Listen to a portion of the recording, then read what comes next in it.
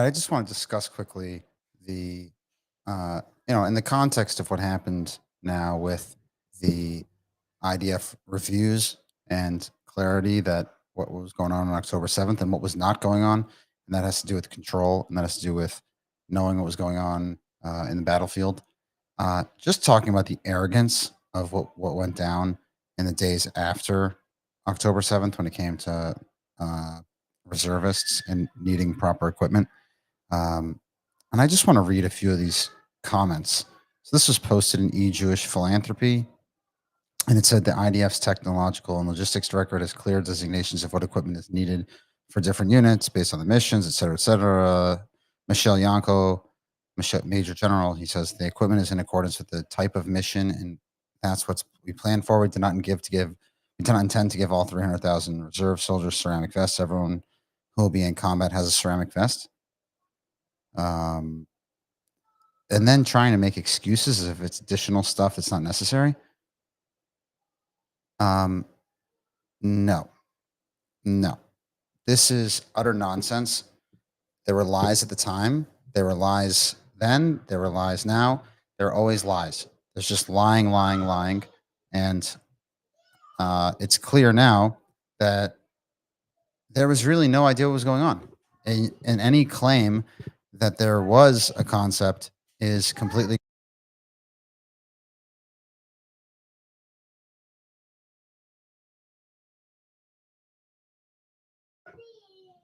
There was no plan that anyone from Gaza would overwhelm Israel. There was no plan for a major ground invasion. There was no plan any of this would happen.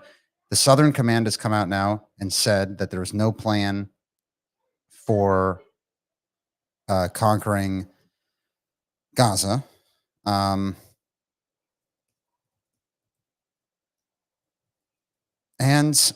let's just call it what it is. If we can't just be completely honest about it, the people in charge lied about the equipment.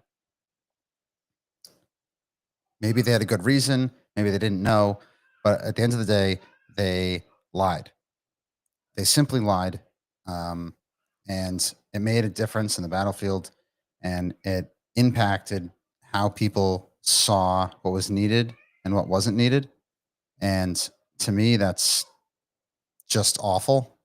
But it's important to recognize, certainly now with these probes coming out from the IDF, that what was being fed in the days after October 7th was just not true when it came to equipment.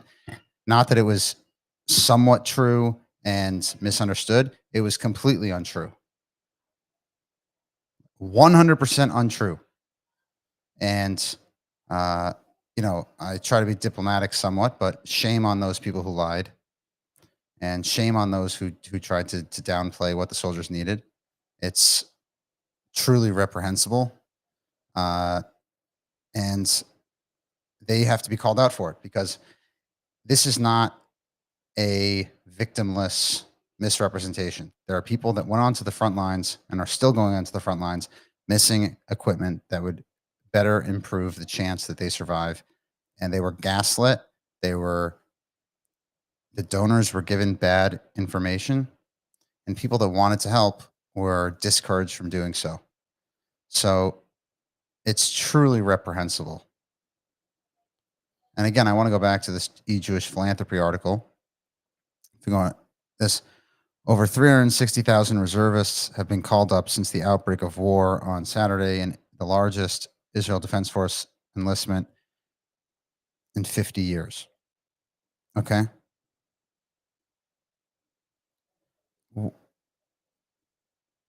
Who, let's be real here.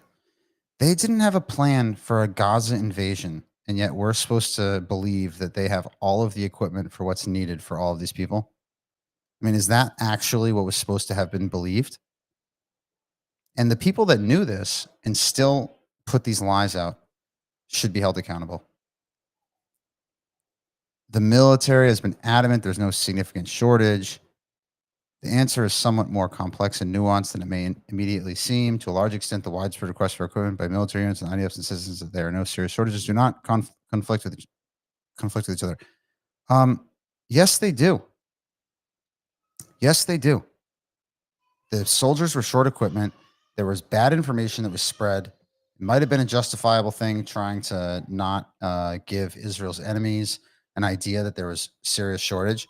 But the concept that this is somehow defensible on a continued basis is it just doesn't pass the smell test. And it's important that we're very clear about what happened in the aftermath of October 7th, after the immense failures of the leadership of the IDF strategically, from an intelligence perspective, tactically, the leadership of the IDF, who was involved in equipment, lied, lied, and lied, and put people's lives at further risk unnecessarily, and completely misrepresented the situation with equipment. And as a result, if there's a positive, I feel very blessed to have been involved in this work, trying to help as many people as possible, and that's extremely rewarding, and it's extremely meaningful, and I've met so many amazing people along the way. So thank God for that opportunity to help. But shame on these people, absolute shame. It's a complete disgrace that these people put on an IDF uniform, claim to be handling the logistics for soldiers who are fighting on the front lines, and then completely disregard their safety. And it's absolutely unfair that a soldier in Sadir, regular conscription, or in reserves has to fundraise for their equipment or be sent into combat with crappy stuff. It's a busha v'cherpa, as we say, an absolute disgrace. And it's imperative that we just call it for what it is and stop lying. The lying um, is just indefensible, and just have to call it for what it is. Lies. Lies. Has nothing to do with the reality. It has to do with CYA and not putting the priorities of the soldiers first. So shame on those people that lied. Shame on those people that helped cover up. And I look forward to continuing to A, help soldiers in their time of need, and B, continue to call out the people that lied and shamelessly put soldiers' lives at risk unnecessarily.